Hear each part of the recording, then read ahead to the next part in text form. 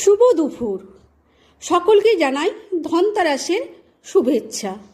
আমি আজকে রান্না করে ফেললাম ভাতের উপরে দিয়ে দিলাম একটা লঙ্কা, আর রেখেছিলাম কফি ডাঁটা ভাজা, ফুলকপির ডাঁটা, সেগুলোকে ভেজে নিয়েছিলাম।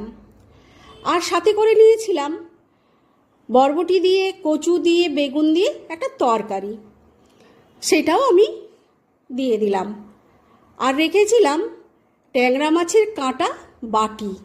এই ট্যাংরা মাছের কাঁটা বাটিটা আপনারা একদিন করে দেখবেন, খুব টেস্টি হয়, খুব ভালো লাগে। এইটাকে সর্ষে বাটা, শুকনো লঙ্কা, নুন, হলুদ দিয়ে বানাবেন, খুব টেস্টি হয়।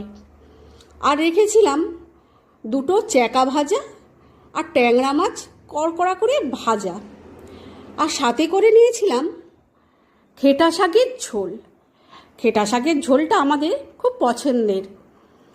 আর রেখেছিলাম পোস্তুর বাটি।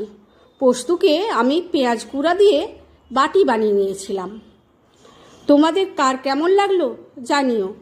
সকলে ভালো থেকো, পাশে থেকো, প্লিজ পাশে থেকো।